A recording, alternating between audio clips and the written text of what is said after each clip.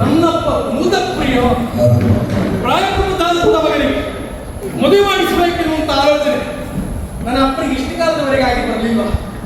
ಇವತ್ತು ಏಕಾಏಕಿಯಾಗಿ ನನ್ನ ಕರೆದ.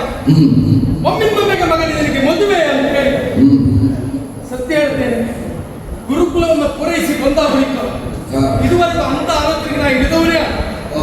ಆದ್ರೂ ಅಪ್ಪ ಯಾಕೆ ಹೀಗೆ ಹೇಳ್ದ? ಹಾಗೆ ಯೋಗ್ಯವಾದಂತ ವಧುವನ್ನು ಕಂಡಿದ್ದಾರೋ ಹೇಗೆ ಹೀಗೆ ತಗ್ಗಿಸಿದ್ರೆ ನನ್ನ ಅಪ್ಪ ಹೇಳುದು ಬೇರೆ. ಮಹಾರಾಜನಾದಂತ ವಿದ್ಯಾಧರಿಗಿದ್ದಾಳೆ ಮಗನೇ, ಅವಳನ್ನ ನೀನು ಮದುವೆಯಾದ ಅಂತಾರೆ ಮಹಾರಾಜರಿಗೆ ಗಂಡು ಸಂತಾನ ಇಲ್ಲ. ಹಾಗಾಗಿ ಯಾರು ಅವಳನ್ನು ವರಿಸ್ತಾರೋ ಅವರ ರೀತಿಯ ಜಗತ್ತಿಗೆ ಒಡೆಯಲಾಗ್ತಾರೆ. ನಮ್ಮ ಅಪ್ಪನದ್ದು ದೂರದ ಆಲೋಚನೆ ಅಂತ ಮಾಡ್ಕೊಂಡಿದ್ದೆ. ಇಷ್ಟು ದೂರ ಆಲೋಚನೆ ಉಂಟು ಗೊತ್ತಿಲ್ಲ. ಇಲ್ಲ, ನಮಗೆ ಬೇಕಾಗಿತ್ತು ಹಾಗೆ. ಸತ್ಯ ಹೇಳ್ತೇನೆ, ಅವನ ಅಪ್ಪ ಹೇಳಿದ ಮಾತ್ರ ಹಾಗೆ. ಏನು ತಿಳಿಯದೇ ಇದ್ದವರಾಗ ಅಪ್ಪನಲ್ಲಿ ವರ್ತಿಸಿದ್ದು ಹೌದು. ಆಗ ನನ್ನ ಅಪ್ಪ ನನ್ನನ್ನು ಮಾತಾಡ್ದ. ಆಹಾ, ಕಾಮಿನಿ ಮಣಿ ವಿದ್ಯಾಧರೊಡೆ ಒಡನೆ ಒಡನಾಡಿ ಪ್ರೇಮ ಮೂಡಿಸುವ ಯತ್ನ ಮಾಡು. ಇದು ನನ್ನ ಅಪ್ಪ ಹೇಳಿದ್ರು ಗೊತ್ತಾಗ್ಬೇಕಾ? ಸತ್ಯ ಹೇಳ್ತೇನೆ, ನಾನು ಗುರುಕುಲಕ್ಕೆ ಹೋದದ್ದು ಪಾಠ ಕಲಿತಿದ್ದು ಯಾವುದು ಅಂತ ಕೇಳಿದ್ರೆ ನಾನು ಹೆಚ್ಚು ಪರಿಸರ ವಿಜ್ಞಾನ ಬಿಟ್ಟು ಮತ್ತೆ ಆಗುತ್ತೆ. ಅಪ್ಪನಿಗೆ ನಾವು ತೋರಿಸಿಕೊಳ್ಳಿಲ್ಲ, ಪ್ರಪಂಚಕ್ಕೆ ಗೊತ್ತಾಗಲಿಲ್ಲ. ನಾವು ಬೆಳೆದ ರೀತಿಯ ಹಾಗೆ ಆಯ್ತು. ಅಪ್ಪ ಏನೇನು ಮಾಡಬೇಕು ಅಂತೆಲ್ಲ ಕೇಳಿ ಎಲ್ಲ ವಿವರಣೆ ಸಹಿತವಾಗಿ ಮಾರ್ಗದರ್ಶನ ಹಾಕಿಕೊಟ್ಟ. ಕೊನೆಯ ಪಕ್ಷ ಏನೂ ಆಗದೆ ಇದ್ರು ಕೊನೆಯ ಇಷ್ಟು ನನಗೆ ಅಪ್ಪ ಪೂರ್ತಿದಾಯಕವಾಗಿ ನಿರ್ತಾರೆ ಅಂತ ಬಿಡು ಮಗನ ನಾನು ಬಿಡಿ. ಯಾವುದೋ ಕಾಲ ಆಗಿ ಹೋಯ್ತು. ವಿದ್ಯಾಧರೆಯನ್ನು ನೋಡಿದೆ. ಗುರುಕುಲದಲ್ಲಿ ನಾವು ಒಟ್ಟಾಗಿ ಆಡಿದವು, ಒಟ್ಟಾಗಿ ಬೆಳೆದವು. ಆವತ್ತು ನೋಡಿದ ಇದುವರೆಗೆ ಅವಳನ್ನು ನೋಡಲಿಲ್ಲ. ಏನೇ ಇಲ್ಲ, ಈ ಕಲಾವಿದರ ವಿದ್ಯಾಧರೆ ಮಂದಿರವನ್ನು ಸೇರಬೇಕು ಅಂತಾರೆ. ನನ್ನ ಆಲೋಚನೆಗೆ ತಕ್ಕುದಾಗಿ ಅವಳು ಹೀಗಿರಬಹುದು ಎನ್ನುವ ಹಾಗೆ ಗ್ರಹಿಸಿದವ. ನನ್ನ ಮನಸ್ಸಿನಲ್ಲಿ ವಿದ್ಯಾಧರೆಯನ್ನು ಪ್ರತಿಷ್ಠಾಪಿಸಿದ್ದೇನೆ. ಅವಳನ್ನು ನನ್ನ ಹತ್ತಿರದಲ್ಲಿ ಇರಿಸಿಕೊಳ್ಳಬೇಕು. ನಾನಿಲ್ಲಿ ನಿಲ್ಲುವುದಲ್ಲ, ಆದಷ್ಟು ಬೇಗ ವಿದ್ಯಾಧರೆ ಮುಂದೆ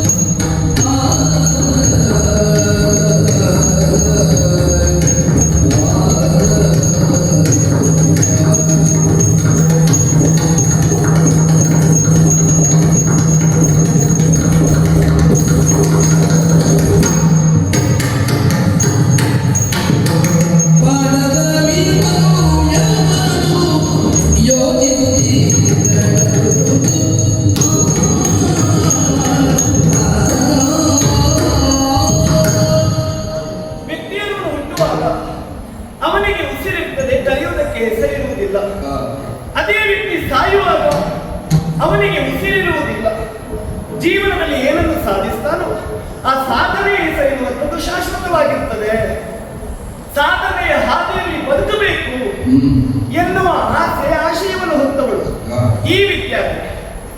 ಏನನ್ನಾದ್ರೂ ಸಾಧಿಸಬೇಕು ಅಂತಾದ್ರೆ ಆ ವ್ಯಕ್ತಿಗೆ ವಿದ್ಯೆ ಇರುವಂಥದ್ದು ಅತ್ಯಗತ್ಯ ತಾನೆ. ಕಳ್ಳಕ್ಕಾದರೂ ಕದಿಯಲಾರದ ಸಂಪತ್ತು, ರಾಜನಾದವರು ತೆರಿಗೆಯನ್ನು ವಿಧಿಸಲಾಗದ ಸಂಪತ್ತು, ಬೇಯಿಸಿದಷ್ಟು ಹೆಚ್ಚಾಗುವ ಸಂಪತ್ತು, ಅಣ್ಣ ತಮ್ಮಂದಿರು ಪಾಲು ಕೇಳದ ಸಂಪತ್ತು, ಅದು ವಿದ್ಯಾ ಸಂಪತ್ತು. ವಿದ್ಯೆಯನ್ನು ಕಲಿತು ಜೀವನದಲ್ಲಿ ಧನ್ಯತೆಯನ್ನು ಅನುಭವಿಸಬೇಕು ಎನ್ನುವ ಆಸೆಯನ್ನು ಹೊತ್ತವಳು ಈ ವಿದ್ಯಾರ್ಥಿ. ನಾನು ಆಸೆ ಹೊತ್ತರೆ ಸಾಕಾಗುತ್ತದ? ಅದಕ್ಕೆ ಅನುಕೂಲಕರವಾಗಿ ವ್ಯವಹರಿಸಿದವರು ನನ್ನಪ್ಪ.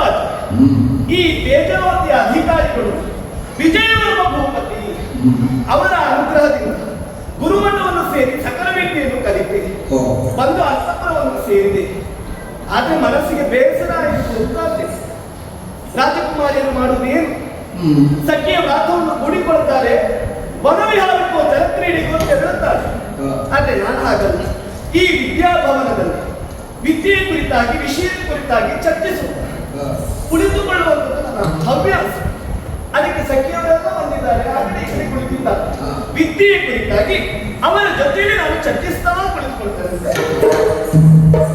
ಬದಕದ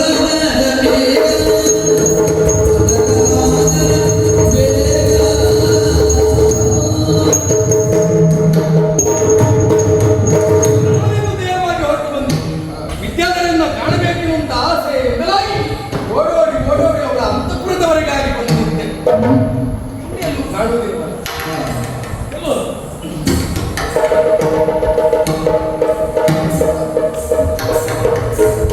ಈ ಕಡೆ ಹೋಗು.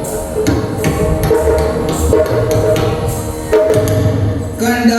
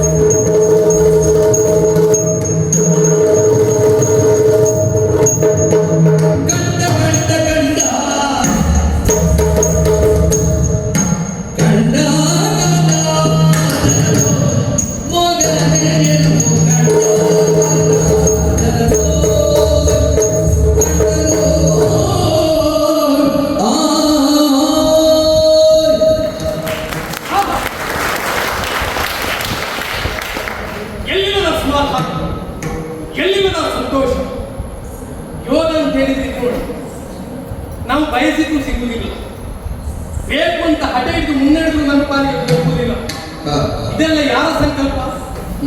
ಇಲ್ಲಿಗೆ ನಾ ಇಷ್ಟೊತ್ತಿಗೆ ಬರಬೇಕು, ಹೀಗೆಲ್ಲ ನೋಡಬೇಕು, ಇಷ್ಟೆಲ್ಲ ಸೊಬಗನ್ನು ಇಲ್ಲಿ ನಾನು ಕಾಣಬೇಕು ಅಂತಾದ್ರೆ ಇದಕ್ಕೆ ಕಾರಣ ನಾನಲ್ಲ, ಅದಕ್ಕೆ ಪ್ರೇರಕವಾದದ್ದು ಅಲ್ಲ, ನಮಗೆ ದಾರಿಯನ್ನು ಹಾಕಿಕೊಟ್ಟದ್ದು ಕಣ್ಣಿಗೆ ಕಾಣುತ್ತಿರುವ ದೇವ, ನಮ್ಮ ಕಣ್ಣೆದುರಿಗೆ ಕಾಣುವ ದೇವ, ಅನುಮಾನವೇ. ಹಾಗೆ ನಿರ್ದೇಶನದ ಮೇರೆಗೆ ಬಂದದ್ದು ಇದು ಫಲಪ್ರದಾಯಕವಾಗಬೇಕು ಅಂತ ಪ್ರಧಾನವಾಗಿ ಅವನು ನೋಡಲೇಬೇಕು. ಒಂದು ವಿಭಾಗದಲ್ಲಿ ಚಂದ, ಇನ್ನೊಂದು ವಿಭಾಗದಲ್ಲಿ ಕೇಸ, ಪಂಚಾಯತಿ ಪುಸ್ತಕದ ಹುಳ ಕೈ ಪುಸ್ತಕ ಇಟ್ಕೊಂಡೈತ. ನಮಗೆ ಆಗದೆ ಹೋದದ್ದು ಯಾವ್ದು ಅಂತ ಕೇಳಿದ್ರೆ ಆ ಪುಸ್ತಕ ಅದರಿಂದ ನಾವು ಬಂಧಿಸದ್ದು. ಹಾಗಂತ ಅವಳು ಅದನ್ನ ಇಟ್ಕೊಂಡಿದ್ದಾಳೆ. ಯಾಕೆ? ಅವಳು ವಿದ್ಯಾರ್ಥಿ, ನಾನಾಗಲ್ಲ, ಕಲಾದ ನಮ್ಮದು ಕಲೆ. ಯಾವ ಕಲೆ? ಜೀವನದೇ ಅಲ್ಲಿಯೇ ಹೌದು ಸ್ವಾಮಿ. ಇರುವಂತಹ ವಿದ್ಯೆಗಳಲ್ಲಿ ಇರುವಂತ ವಿದ್ಯೆ ಅಲ್ವಾ 64 ವಿದ್ಯೆ. ನಮ್ದು ಇದೊಂದು ವಿದ್ಯೆ, ಹೌದು, ವಿದ್ಯೆ ಎಲ್ಲರಿಗೂ ಬಂದ್ರಿ. ಇದು ಗುರು ಇಲ್ಲದೆ ಹೋದ ವಿದ್ಯೆ. ಹೌದು, ನಾನು ಹಾಳಾಗಿ ಹೋಗ್ಲಿಕ್ಕೆ ನಮ್ಮಂತೂ ಇಂಥ ಕಲ್ಪನೆ ಉಂಟ? ಬರುವಾಗ ವಿದ್ಯಾರ್ಥಿ ಹಾಗಿದ್ದಾಳೆ ಹೀಗಿದ್ದಾಳೆ ಎನ್ನುವ ಹಾಗೆ ಸುತ್ತ ಸಾಮ್ರಾಜ್ಯವನ್ನು ಕಟ್ಟಿ ವಿದ್ಯಾರ್ಥಿಯನ್ನು ನೋಡಲು ಸುಖವಾಗಿ ಓಡಾಡಿ ಬಂದ್ರೆ ನನ್ನ ಕಲ್ಪನೆಯನ್ನು ಹಾಳಾಗಿ ನಾನು ಎಣಿಸಿದ ಹಾಗೆ ವಿದ್ಯಾರ್ಥಿ ಇಲ್ಲ. ಅದಕ್ಕಿಂತ 3 ಮಡಿ ಹೆಚ್ಚು. ಮೊದಲು ಗುರುಕುಲದಲ್ಲಿ ಹೇಗಿತ್ತು? ಬತ್ತಿ ಇದ್ದಾಗಿತ್ತು. ಈಗ ನೋಡಿದ್ರೆ ಕೈ ಕಟ್ಟಿ ನೀರಿನಲ್ಲಿ ಕಟ್ಲೆ ಆಗಾಗಿದೆ. ಅಂದ್ರೆ ಅಷ್ಟು ಅಷ್ಟಪುಷ್ಟವಾಗಿ ಬೆಳಕೊಂಡಿದ್ದಾರೆ. ಅಡಿಯಿಂದ ಅಡಿಯವರೆಗೆ ಎಳ್ಳೆ ಮುಂದೆ ತಿಳಿದಿರುವಂತ ಸೌಂದರ್ಯ ಮುಖಮಂಡಲ ಅಂತ ಹೇಳಿದ್ರೆ ಚಂದ್ರ ಆಕಾಶವನ್ನು ಬಿಟ್ಟ ಬಂದಿವರು ಮುಖಮಂಡಲದಲ್ಲಿ ಮನೆ ಮಾಡಿದ. ಅಲ್ಲೋ ನಾನು ಒಂದು ನಿಂತ ನೋಡು ಮನೆ ಹಂಗ ಯಾವುದೇ ನೀವು ಮಾತಾಡಿಸಿದ್ರಲ್ಲ ಮುನ್ನಡೆಯುವುದು. ಮಾತಿಗೆ ಪ್ರತಿಕ್ರಿಯೆ ಬೇಕು. ಅದಿಲ್ಲ ಅಂತ ನಾವು ಮಾತಾಡಿ ಪ್ರಯೋಜನ ಇಲ್ಲ. ಅದಕ್ಕಾಗಿ ಅವರು ಪ್ರತಿಕ್ರಿಯಿಸಬೇಕು ಅಂತ ನಾವು ಬಂದದ್ದು ನಾನೇ ಕರ್ಮ ಮಾತಾಡಿಸಿಲ್ಲ, ನಿಮ್ಮ ಮನೆ ಬಾಗಿ ಹೋಗಿ ನಿಂತ್ಕೊಂಡು ಹೋಗಿ ನಾ ಬಂದಿದ್ದೇನೆ ಅಂತ ಹೇಳುದಲ್ಲ. ಬರುವ ನಮ್ಮನ್ನು ನೋಡಿ ಬನ್ನಿ ಸ್ವಾಮಿ ಅಂತ ಕರ್ಕೊಂಡ್ಬೇಕು. ನಾವ್ಯಾರು ಮಂತ್ರಿ ಮಕ್ಕಳು, ಯಾವ ಕ್ಷಣಕ್ಕೂ ಎಷ್ಟೇ ಹೋದ್ರು ಮರ್ಯಾದೆ ಮಾಡ್ತೀವಿ. ಅದಕ್ಕಾಗಿ ನಾನು ಬಂದ ವಿಚಾರ ಒಳಗಿದ್ದ ಅವಳಿ ಗೊತ್ತಾಗಬೇಕು ಅಂತಾದ್ರೆ ಅವಳ ಲಕ್ಷ್ಯವನ್ನು ನನ್ನ ಹತ್ರ ಸೆಳೆದುಕೊಳ್ಬೇಕು. ಏನ್ ಮಾಡ್ಲಿ? ಕರೆಯಬೇಡ, ಒಂದಾತಿ ಕೊಟ್ಟಿ ಕೆಮ್ಮು ವಾತಾವರಣ ಬದಲಾಗಬೇಕಾಗ್ತದೆ.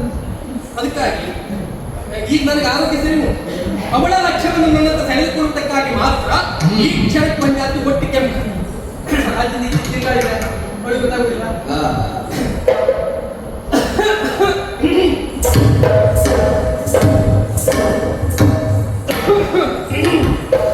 ನಾನು ಅಪ್ಪನಿಗೆ ಎಷ್ಟು ಬಾರಿ ಹೇಳಿದ್ದೇನೆ, ಅಪ್ಪಯ್ಯ ಈ ವಯಸ್ಸಾದವರೆಲ್ಲ ಕೆಲಸಕ್ಕೆ ಹಾಕೊಳ್ಬೇಡಿ. ಕೆಲಸ ಮಾಡ್ತಾರ ವಯಸ್ಸಾದ್ರೆ ಕೆಮ್ಮುದವು ಕೆಲಸ ಅಲ್ಲ, ಕೆಮ್ಮುದೇ ಹೆಚ್ಚಾಗ್ತದೆ, ಅದೇ ಕೆಲಸ ಆಗ್ತದೆ. ಅವರನ್ನೆಲ್ಲ ತೆಗಿಸ್ಬೇಕು. ಸಮಸ್ಯೆ ಹೋಗ್ಬೇಕಿಲ್ಲ. ಹೆಚ್ಚು ಕಡಿಮೆ ಆಯ್ತು,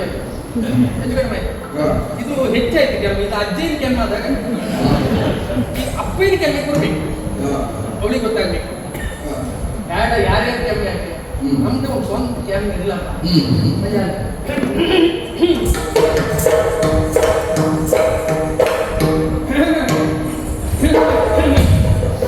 ನೋಡಿದ್ರ ಅಂತಃಪುರದಲ್ಲಿ ವಿದ್ಯೆ ಕುರಿತಾಗಿ ಚರ್ಚಿಸ್ತಾ ಇರೋದು ಸತ್ಯ.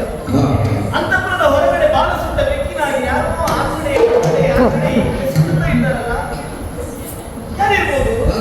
ಯಾರ್ಯಾಗಿ ಬಂದದ್ದು ನಮ್ಮ ಮನೆಗಳು ನಾವೇ ಮಾತನಾಡಿಸ್ಬೇಕು. ಯಾರಂತ ನೋಡ್ತೇವೆ.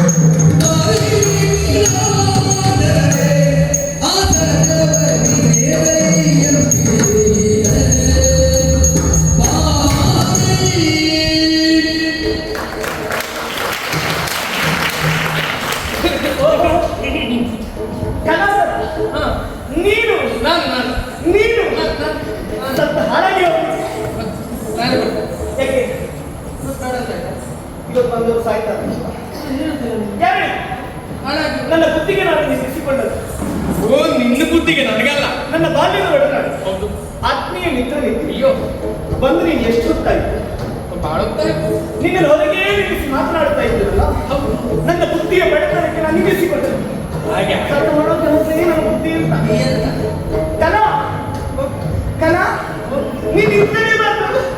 ನಿಂತು ದಣಿಬಾರ್ದ? ಹೌದು. ನಿನಗಾಗಿ ಕಾದಿದಾಸ. ಕಾದಿದಾಸನ? ಹೌದು. ಕಾದಿದಾಸನ ಉಳಿಸುವುದು ಬಹಳ ಕಷ್ಟ. ಯಾರು ಆಸನ ಹೇಳಿದ್ದಲ್ಲ, ನಮ್ಮಲ್ಲಿ ಯಾರೇ ಅತಿಥಿ ಅಭ್ಯಾಸಗಳು ಬಂದ್ರೆ ಅವರಿಗೆ ಎಲ್ಲಿ ನಿಂತು ದೋಷ ಆಗಬಾರ್ದು ಬರುತ್ತೆ ಅಂತ. ಅಂತ ಅತಿಥಿಗಳಿಗೆ ಕಾಯಿ ನಿಲ್ಲಿಸಿದ ಆಸನ. ಆ ಮಟ್ಟಿಗೆ ನನಗೆ ಅಪಾರವಾದ ವಿಶ್ವಾಸ ಉಂಟು. ಈಗ ಮುಂದೆ ಬಂತಾದ್ರೆ ಅತಿಥಿಗಳು ಬಂತಾದ್ರೆ ಅವ್ರಿಗೆ ಹೊಟ್ಟೆ ತುಂಬಿಟ್ಟು ಇನ್ನು ಸಾಕು ಅಂತ ಒಬ್ಬರೇ ಹೇಳ್ತಿದ್ರು ಬಿಟ್ರೆ ನಾವು ಕೊಡುವಲ್ಲಿ ಎಲ್ಲೂ ಕಡಿಮೆ ಮಾಡ್ತೀವಿ. ಹೌದಲ್ಲ? ಹಾಗೆ ಇಲ್ಲಿ ವಿಶಿಷ್ಟತೆ ಹಾಗೆ ಅಲ್ವಾ? ನೀನು ನಿಂತು ತಡಿಬಾರ್ದು. ಹೀಗೆ ಬಾ, ಹೀಗೆ ಬಾ. ಬಾ, ಬಾ, ಬಾ, ಬಾ.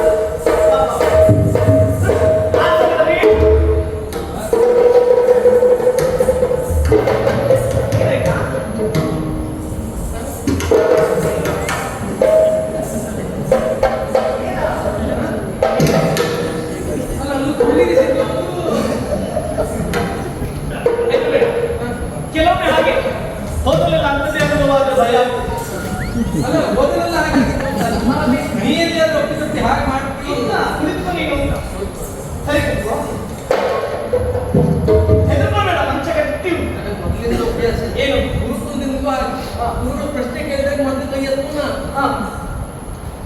ಪ್ರಶ್ನೆ ಕೇಳುವುದು ಆಮೇಲೆ. ನಾನು ಕೇಳುವ ಪ್ರಶ್ನೆಗೆ ಯಾರು ಉತ್ತರ ಕೊಡ್ತೀರಾ ಅಂತ ಹೇಳಿ ನಾನು ಬೈಯಲ್ಲ. ಅವ್ರು ಆಮೇಲೆ ಹೆಸರು ಮಾತ್ರ ಅವ್ರ ಪ್ರಶ್ನೆ ಕೇಳಿದ್ರ ಆ ಪ್ರಶ್ನೆ ನಮ್ಮ ಉತ್ತರ ಇದೆ.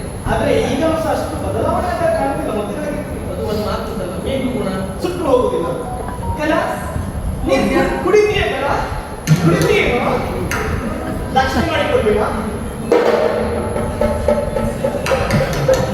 ಕುಡಿತೀಯಾ ಈ ಕಡೆ ದಕ್ಷಿಣ ಕೆಲವೆಲ್ಲ ಹಾಗೆ ಹೋದಲ್ಲೆಲ್ಲ ದಕ್ಷಿಣ ಮಾಡಬಾರ್ದು, ಮನೆಯಿಂದ ದಕ್ಷಿಣ ಮಾಡ. ಅಂದ್ರೆ ನನ್ನ ಮೊದಲಿಂದ ಅಭ್ಯಾಸ ಏನು ಹೋದಲೆಲ್ಲ ನನಗೆ ಬೇಕಾಗ ಸಿಗ್ತದೆ ಅಂತ ವಿಶ್ವಾಸ ಇಲ್ಲ. ಅದಕ್ಕೆ ನನಗೆ ಬೇಕಾದ ವ್ಯವಸ್ಥೆ ನಾನು ಮೊದಲೇ ಮಾಡ್ಕೊಂಡು ಅದಕ್ಕೆ ನಮ್ಮಲ್ಲಿ ಉಂಟು ವ್ಯವಸ್ಥೆ.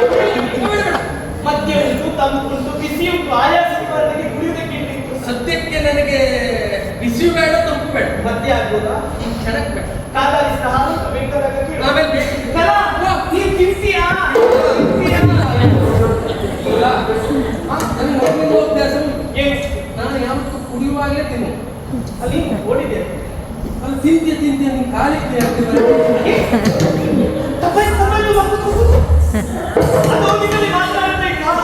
ಮಾತನಾಡ್ತಾ ಇರುವಾಗ ನನಗೆ ಗೆಜ್ಜೆ ಸರಿತಾ ಇದೆ. ತಿಂತೀಯ ಕೇಳುವಾಗ ಕಾಲು ಕೆಳಗೆ ಗೆಜ್ಜೆ ಸರಿ ಮಾಡಿದ್ಯಾ?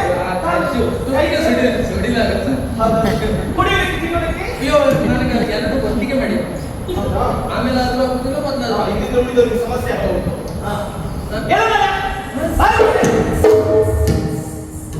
ಏನಾಯ್ತು? ಸಿಟ್ಟು ಮಾಡ್ಬೋದು.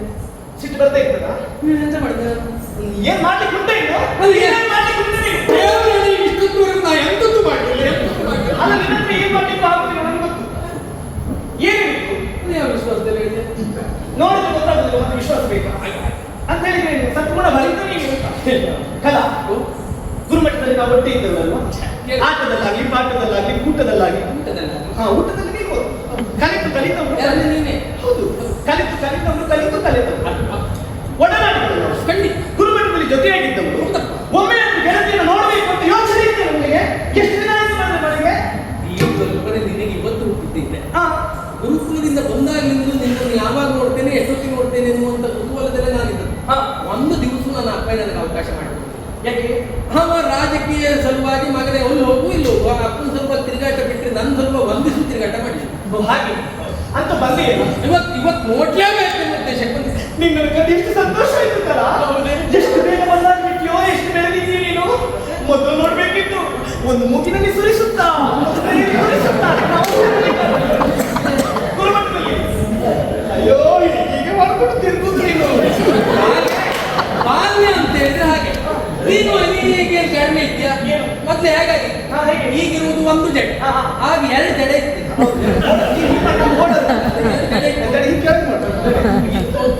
ಅಂದ್ರೆ ಆಗಿದ್ದಾಗ ಈಗಿಲ್ಲ, ಈಗಿದ್ದಾಗ ಆ ಬಾಲ್ಯ ಪಾಡು ಬಾಳೆಯ ಬಿಡದಲ್ಲಿ ಗೊತ್ತಾಗಲ್ಲ. ಮನಸ್ಸಿಗೆ ಸಂತೋಷ ಆಯ್ತು. ಆದ್ರೆ ಒಂದು ಬಂದವರಿಗೆ ಯಾಕೆ ಬಂದಿದ್ದೀರಿ ಅಂತ ಕೇಳಬಾರ್ದು. ಶಿಷ್ಟಾಚಾರ ಕೇಳದೇ ಇದ್ರೆ ವಿಷಯ ತಪ್ಪಾಗಿ ತಿಳಿಸ್ಬೇಡ, ತಪ್ಪು ಹೇಳಬೇಡ, ಭಾವಿಸಿಕೊಡ್ಬೇಡ. ಖಂಡಿತ ನೀನು ಕಾಲಕ್ಷೇಪಕ್ಕಾಗಿ ತಿರುಗಾಟ ಮಾಡುವವನೇ ಅಲ್ಲ. ಒಟ್ಟಾರೆಯಾದ ತಿರುಗಾಟ ಅಲ್ವೇ ಅಲ್ಲ. ಕಾರ್ಯಾಲಯ ಕಳೆದ ಮಳೆಗಾಲ ಎಷ್ಟು ಪ್ರಧಾನ ಅಲ್ಲ, ಅದರಲ್ಲಿ ಎಷ್ಟು ಗಳಿಸಿದ್ದೇನೆ ಎಂಬುದೇ ಪ್ರಧಾನ. ಇನ್ನು ನೋಡಿದ್ರೆ ಹೋಟೆಲ್ ಗಳಿಸಿಕೊಂಡು ಬಂದ ಹಾಗೆ ಕೇವಲ ಗಳಿಸುವುದಷ್ಟೇ ಅಲ್ಲ, ನಮ್ಮ ಕೈಲಾದಷ್ಟು ಕೊಟ್ಟು ಬರ್ತೇವೆ. ಕೊಟ್ಟದಕ್ಕಿಂತ ತಿನ್ನದೇ ಹೆಚ್ಚು ಯೋಗ ಅಲ್ವಾ? ಅದೆಲ್ಲ ಹಣೆಬರದಲ್ಲಿ ಬರ್ತದೆ. ಅದು ಸರಿ, ನೀನು ಬಂದಿಯಲ್ಲ, ಕಾಲಕ್ಷೇಪಕ್ಕೆ ಬರುವವನಲ್ಲ, ಕಾರ್ಯಾರ್ಥಿಯಾಗಿ ಬಂದಿದ್ದೀಯ ಅಂತ ನಾನು ಅರ್ಥೈಸಿಕೊಂಡೆ. ಯಾವ ದಾಕ್ಷಿಣ್ಯ ಮಾಡಿಕೊಂಡು ಉಪಚಾರ ಯಾವ ಕೊರತೆ ಆಗಿರಲ್ಲ. ಅಲ್ಲ, ಬಂದ ಕಾರಣ ಏನು ಅಂತ ಹೇಳ್ತೀಯ ಅಷ್ಟೇ. ನಾವು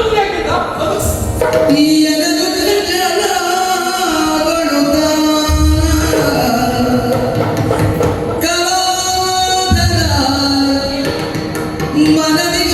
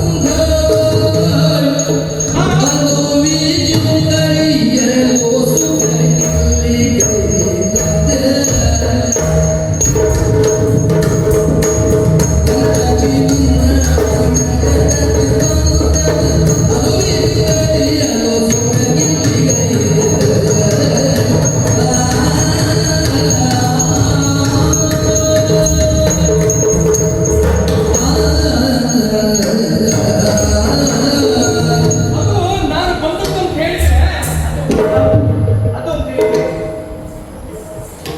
ಅದೊಂದು ಹೇಳಿದ್ರೆ ಅದು ವಿದ್ಯಾ ನಾನೇ ವಿದ್ಯೆ ನಾನೇ. ಅದು ನಾ ಬಂದದ್ದು ಅಂತ ಹೇಳಿದ್ರೆ ಅದು- ಹಾ, ಇದಕ್ಕೆ ಇದು ಅಂತ ಹೇಳಿದ್ರೆ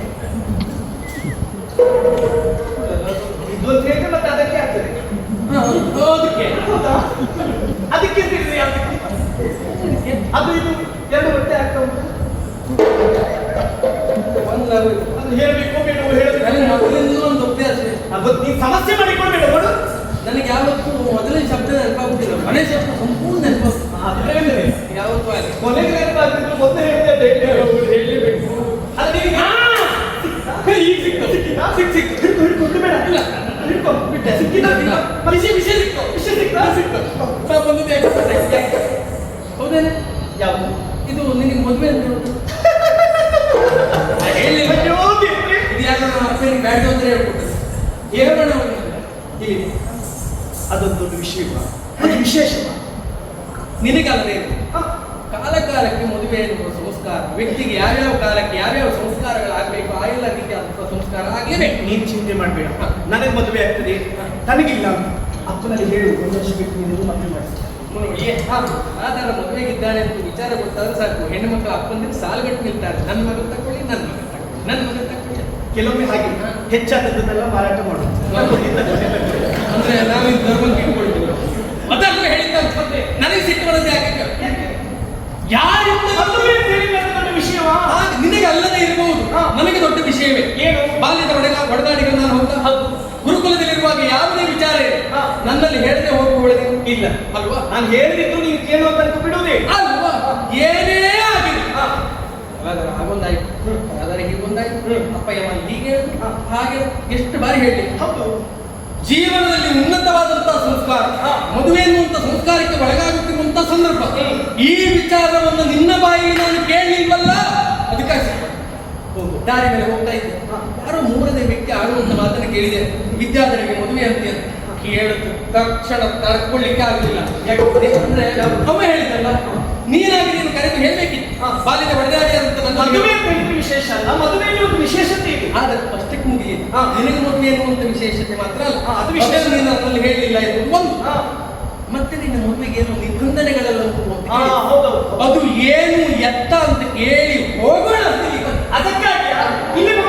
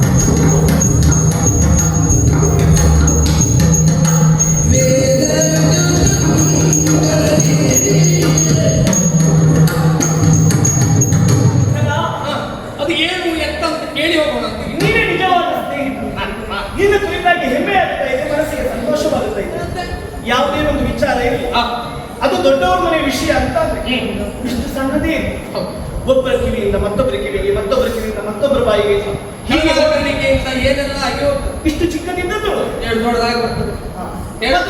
ಹೇಳತ್ತಂದೇ ಹೇಳು ಇದನ್ನು ತೋರಿಸೋದು ಮತ್ತೆ ತೀರಿಸಿ ಮತ್ತೆ ಅದೇ ತೋರಿಸೋದು. ಸಣ್ಣ ವಿಚಾರ ಮದುವೆ, ಅದು ಇನ್ನೊಬ್ಬರ ಕಿವಿಗೆ ಇನ್ನೊಬ್ಬರಿಗೆ ಕಿವಿಗೆ ಸೇರಿ ಮದುವೆ. ಮದುವೆ ಇದ್ದದ್ದು ಮದುವೆ. ಈಗ ಮದುವೆ ಅಂತ ಏನು ಕೇಳುವ ಅಲ್ಲಿಗೆ ಪೂರ್ಣ ವಿರಾಮ ಇಡೋದು. ಮದುವೆಗೆ ಕಲ ನಿನಗೆ ವೇದ ಗೊತ್ತಾ? ವಿದ್ಯುಂತಂಗೆ ವಾಣಿ ತಂಗಿ